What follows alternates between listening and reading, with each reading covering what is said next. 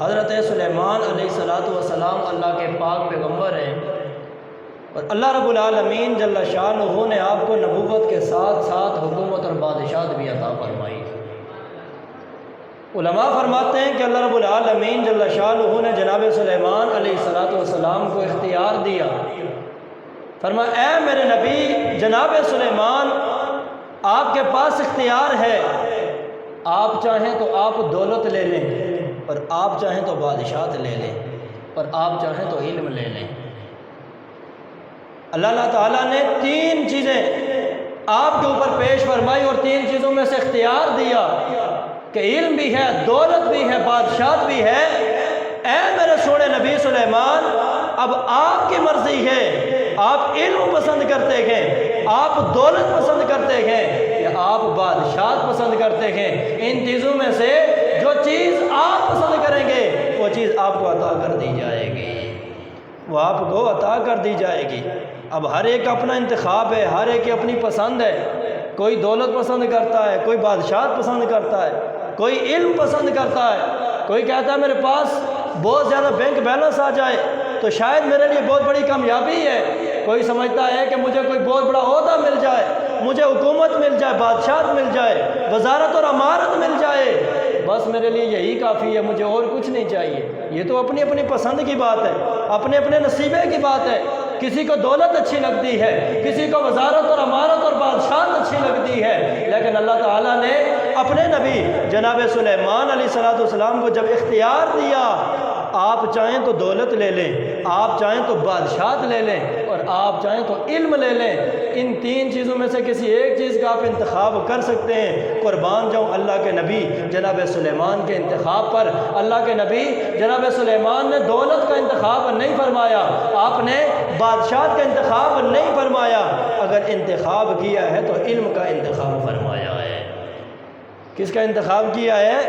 علم کا انتخاب کیا ہے، چونکہ اللہ کے نبی جناب سلیمان جانتے تھے یہ دولت اگر مل جائے گی کتنے دن تک، کتنے عرصے تک رہے گی، کتنے زمانے تک رہے گی،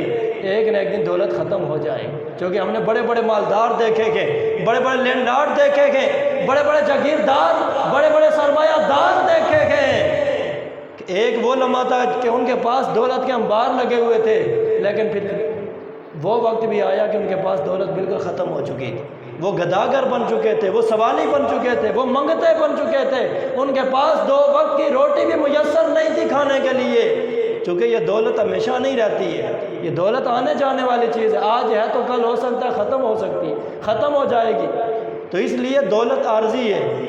آپ سمجھتے تھے کہ یہ بادشاہت ہے، یہ بھی عارضی ہے، بڑے بڑے بادشاہ آئے چلے گئے، بڑے بڑے بادشاہ آئے، بڑے بڑے حکمران آئے، لیکن کبھی ان کی بادشاہت اللہ تعالیٰ نے ان سے چھین لی، کیونکہ اللہ تعالیٰ خود فرماتا ہے تؤتی الملک من تشاء وتنزع الملک ممن تشاء۔ یہ بادشاہت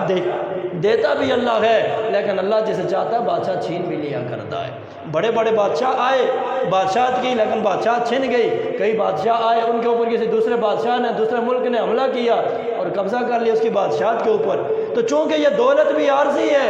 یہ بادشاہت بھی عارضی تھی، اس لیے اللہ کے نبی جناب سلیمان نے دولت کا انتخاب نہیں فرمایا، آپ نے بادشاہت کا انتخاب نہیں فرمایا، آپ نے اگر انتخاب کیا ہے تو علم کا انتخاب فرمایا۔ رب العالمین جل شانہ فرماتا ہے وَلَقَدْ آتَيْنَا دَاوُودَ وَسُلَيْمَانَ عِلْمًا۔ کائنات والو ہم نے اپنے نبی جناب داؤد علیہ السلام کو بھی علم عطا فرمایا، اپنے نبی جناب سلیمان علیہ السلام کو علم عطا فرمایا۔ پھر دونوں اللہ کی بارگاہ میں عرض کرنے لگے وَقَالَ الْحَمْدُ لِلَّهِ الَّذِي فَضَّلَنَا عَلَى كَثِيرٍ مِّنْ عِبَادِهِ الْمُؤْمِنِينَ۔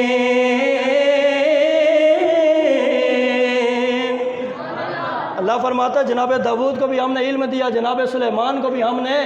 علم کی دولت عطا فرمائی۔ اب علم ملا دونوں کو، اللہ کے نبیوں نے گھمنڈ نہیں کیا اپنے علم پہ، بلکہ اللہ کی بارگاہ میں عرض کرتے ہیں الحمدللہ الذی فضلنا، تمام تعریفیں اس رب کے لیے ہیں جس نے ہمیں علم دے کر ہمیں اپنے کئی بندوں میں سے ممتاز بنا دیا ہے، اپنے کئی بندوں پر فضیلت اور فوقیت عطا فرمائے، اللہ کا شکر ادا کیا۔ تو اللہ کے نبیوں نے یہ پیغام دے دیا کہ اگر اللہ تعالیٰ کوئی نعمت دے نہ شکری نہیں کرنی، غرور و تکبر نہیں کرنا، گھمنڈ نہیں کرنا، اس لیے کہ تمہارا کوئی کمال نہیں، یہ تو اللہ کا فضل ہے، جب چاہتا ہے جسے چاہتا ہے جو نعمت عطا فرما دیتا ہے۔ اسے اللہ کی نعمتوں پر گھمنڈ نہیں کرنا چاہیے بلکہ اللہ کا شکر ادا کرنا چاہیے۔ اور شکر کا دوسرا فائدہ یہ ہوتا ہے جب بندہ اللہ کا شکر ادا کرتا ہے اللہ کی نعمتوں پر، تو اللہ تعالیٰ اس نعمت کے اندر مزید برکتیں اور وسعتیں پیدا فرما دیتا ہے، وہ نعمت مزید بڑھنا شروع ہو جاتی ہے۔ اللہ تعالیٰ فرماتا ہے لئن شکرتم لازیدنکم، اگر شکر ادا کرو گے تو میں مزید اضافہ کروں گا، اس نعمت کو بڑھا چڑھا کے تمہیں عطا کروں گا، اس لیے اللہ کی نعمتوں پر شکر ادا کرنا چاہیے۔ تو اللہ تعالیٰ فرماتا ہے ہم نے جناب سلیمان علیہ السلام کو بھی علم دیا اور جناب داؤد علیہ السلام کو بھی علم دیا۔ جناب سلیمان علیہ السلام فرماتے ہیں وقال یا ایھا الناس علمنا منطق الطیر واوتینا من کل شیء، او کائنات والو اللہ نے ہمیں علم کی دولت عطا فرمائی، علم کی دولت عطا فرمائی، اللہ نے ہمیں پرندوں کی بولیاں بھی سکھا دی، واوتینا من کل شیء، اور اللہ تعالیٰ نے ہمیں کائنات کی بے شمار چیزیں عطا فرمائی، جو ضروریات زندگی تھی اللہ نے وہ بھی عطا فرمائی، تاج بھی عطا فرمایا، تخت بھی عطا فرمایا، دولت بھی عطا فرمائی، اللہ رب العالمین نے صحت بھی عطا فرمائی، جوانی بھی عطا فرمائی، زمینیں بھی عطا فرمائی، بے شمار چیزیں اللہ تعالیٰ نے علم کے ساتھ عطا فرمائی۔ رب العالمین فرماتا ہے وَحُشِرَ لِسُلَيْمَانَ جُنُودُهُ مِنَ الْجِنِّ وَالْإِنسِ وَالطَّيْرِ فَهُمْ يُوزَعُونَ۔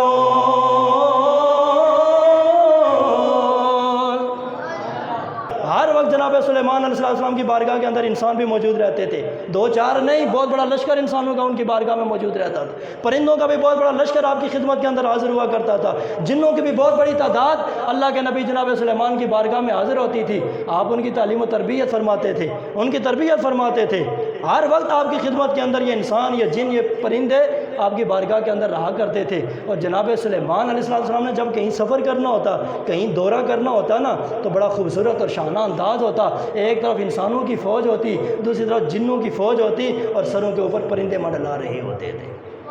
بول رہے ہو سبحان اللہ۔ جیسے سفر کرتے ہیں نا، آپ کا لشکر نکلتا تھا نا آپ کے شاہی محل سے، ایک طرف انسان دوسری طرف جن، اور اوپر سروں کے اوپر پرندے منڈلا رہے ہوتے تھے۔ ایک دن اسی شاہانہ انداز کے اندر، اسی کیفیت کے اندر اللہ کے نبی جناب سلیمان نکلے نا اپنے شاہی محل سے، آئے حضور اللہ سبحان اللہ۔ اللہ کے نبی جناب سلیمان علیہ السلام شاہانہ انداز کے اندر آپ اپنے شاہی محل سے نکلے، سفر شروع کیا، سفر کرتے کرتے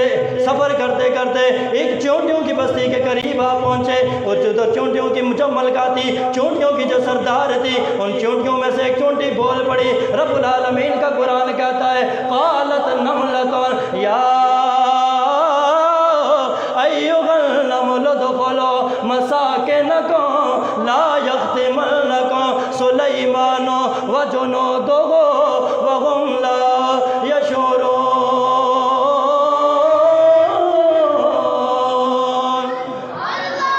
جناب سلیمان کا لشکر ابھی دور ہے، مفسرین کرام فرماتے ابھی 3 میل کا گیپ ہے، 3 میل کا فاصلہ تھا، 3 میل دور چونٹیوں کی بستی تھی، 3 میل دور اللہ کے نبی جناب سلیمان کا لشکر تھا۔ چونٹی نے 3 میل دور سے اللہ کے نبی جناب سلیمان کا لشکر دیکھ لیا، دیکھنے کے بعد ساری چونٹیوں کو مخاطب کر کے کہنے لگی او چونٹیوں، ادھر سے جناب سلیمان کا لشکر آ رہا ہے، جناب سلیمان بھی آ رہے گئے، کہیں ایسا نہ ہو بے خبری کے اندر، لاشعوری کے اندر، عدم توجہ کے بعد کہیں ان کے پاؤں کے نیچے روندی نہ جاؤ، کہیں تمہیں کچل نہ ڈالیں، کہیں تمہیں ہلاک نہ کر ڈالیں، اس لیے جلدی کرو، جلدی اپنی بلوں کے اندر داخل ہو جاؤ۔ لا یحطمنکم سلیمان وجنودہ، فرمایا جلدی کرو۔ چونٹیوں کی ملکہ کہنے لگی کہ جلدی کرو، اپنے سوراخوں کے اندر، اپنے گھروں کے اندر، اپنی بلوں کے اندر داخل ہو جاؤ، کیونکہ اللہ کے نبی جناب سلیمان کا لشکر آ رہا ہے، انسان بھی ہیں، جن بھی ہیں، پرندے بھی ہیں، اور بھی کئی مخلوقات ہیں، اس لیے جلدی کرو، سائڈ پکڑ لو، کہیں کچلی نہ جاؤ، کہیں ہلاک نہ ہو جاؤ۔ اب یہ کون کہہ رہا ہے؟ یہ چونٹی کہہ رہی ہے۔ کس سے کہہ رہی ہے؟ باقی چونٹیوں سے کہہ رہی ہے، اپنی ہمجولیوں سے کہہ رہی ہے، لیکن کہتی ہے وَهُمْ لَا يَشْعُرُونَ، بے شعوری میں، بے خبری کے اندر کہیں تمہیں کچل نہ دیں۔ جناب امام فخر الدین رازی رحمۃ اللہ تعالیٰ علیہ فرماتے ہیں اس کا مطلب یہ ہے کہ ایک چونٹی بھی جانتی تھی کہ اللہ کا نبی جان بوجھ کے کسی کو ہلاک نہیں کرتا ہے۔ اللہ کا نبی جان بوجھ کے کسی کے اوپر ظلم و ستم، انسان تو انسان ہے، اللہ کا نبی جان بوجھ کے چونٹیوں کے اوپر بھی ظلم، اور نبی تو نبی ہیں۔ چونٹی بھی جانتی تھی کہ نبی تو نبی ہیں، نبی کا جو تربیت یافتہ لشکر ہے وہ بھی جان بوجھ کے کسی کے اوپر ظلم نہیں کرتا ہے، وہ بھی کسی کے اوپر جان بوجھ کے۔ تو پھر آپ کو پتہ ہونا چاہیے وہ لوگ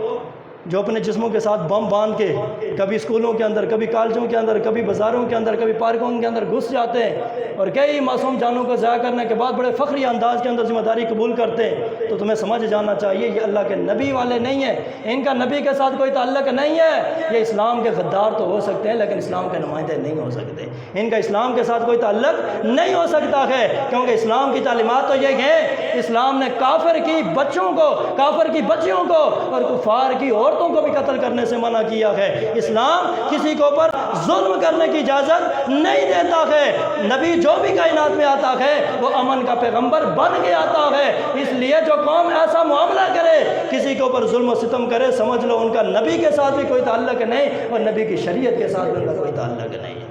ایک چونٹی بھی جانتی ہے کہ اللہ کا نبی کسی کے اوپر ظلم نہیں کرتا، اللہ کا نبی امن کا پیغمبر بن کے آتا ہے، امن کا درس دیتا ہے، امن کا پیغام عام کرتا ہے، اور جو اللہ کے نبی کے تربیت یافتہ ہوتے ہیں وہ بھی امن کے پیغام کو عام کرتے ہیں۔ تو امام فخر الدین رازی فرماتے ہیں چونٹی بھی اتنی بات جانتی تھی کہ اللہ کا نبی اور اللہ کے نبی کا لشکر جان بوجھ کے ہمیں کچل نہیں سکتا، ظلم نہیں کر سکتا ہے، ہاں عدم توجہ کے باعث ہو سکتا ہے، اس لیے جلدی کرو اپنی اپنی بلوں کے اندر داخل ہو جاؤ۔ اب 3 میل کے فاصلے پر چونٹی کھڑی ہے، چونٹیوں کی بستی ہے، 3 میل دور اللہ کے نبی جناب سلیمان کا لشکر ہے۔ جس وقت چونٹی نے یہ بات کہی نا، رب العالمین کا قرآن کہتا ہے فَتَبَسَّمَ ضَاحِكًا مِّن قَوْلِهَا، جناب سلیمان اللہ کے نبی 3 میل دور کھڑے ہو کر اس کی بات کو سن کر آپ مسکرانا شروع ہو گئے۔ اللہ کے نبی اس کی بات سن کے مسکرانا شروع ہو گئے، تو اس کا مطلب یہ ہے کہ اللہ کے نبی نے 3 میل دور سے اس چونٹی کی آواز کو سنا بھی ہے اور اس کی بات کو بھی سمجھ لیا ہے، اس کی بات کو بھی سمجھ لیا ہے۔ آپ میں سے کوئی چونٹی کی آواز کو، بات کو سمجھ سکتا ہے؟ ہمارے قریبی سو مسجد کے اندر ہمارے ارد گرد کتنی چونٹیاں گھوم رہی ہوں گی، ظاہر بولتی تو ہوں گی، بات تو کرتی ہوں گی، کیا ہم میں سے کوئی سن سکتا ہے؟ یہ آج تک کسی نے چونٹی کی آواز کو سنا ہے؟ جو علماء ماہرین فرماتے ہیں چونٹی کے منہ میں زبان ہوتی ہی نہیں ہے، چونٹی کے منہ میں دانت نہیں ہوتے، مختصر سے اس کا وجود ہوتا ہے، نہ اس کے اندر زبان ہے نہ دانت ہے، صرف چونٹی کے منہ کے آگے 2 باریک ریشے، 2 باریک سے بال ہوتے ہیں۔ جب چونٹی بات کرنا چاہتی ہے نا، ان بالوں کو آپس میں ٹکراتی ہے، ان کے ٹکرنے سے جو آواز پیدا ہوتی ہے وہی چونٹی کی گفتگو ہوتی ہے، اسی سے وہ اپنی ہمجولی کو پیغام دیتی ہے۔ اس کے منہ میں زبان نہیں، دانت نہیں، کوئی عام انسان چونٹی کی آواز کو سن نہیں سکتا ہے، اس کی بات کو سمجھ نہیں سکتا ہے، لیکن یہ اللہ کے نبی کا کمال تھا۔ رب نے اپنے نبی کو یہ کمال دیا تھا کہ جناب سلیمان ساری کائنات کی مخلوقات جو چرند و پرند کی بولیاں سنتے بھی تھے اور ان کی بولیاں سمجھ بھی جایا کرتے تھے، ان کی بولیاں سمجھ بھی جایا کرتے۔ تو جناب سلیمان نے جب بات سنی نا، آپ بات سن کے مسکرانا شروع ہو گئے۔ فَتَبَسَّمَ، اب سوال تو یہ پیدا مسکرائے کیوں؟ گویا اللہ کے نبی مسکرا کے بتا رہے تھے کہ اتنی کم بخت ہے یہ چونٹی بھی جو اتنا بھی نہیں جانتی کہ اللہ کا نبی بے شعورہ نہیں ہوتا، اللہ کا نبی ہر چیز سے باخبر ہوا کرتا ہے، اللہ کا نبی بے خبر نہیں ہوتا، اللہ کا نبی ہر چیز سے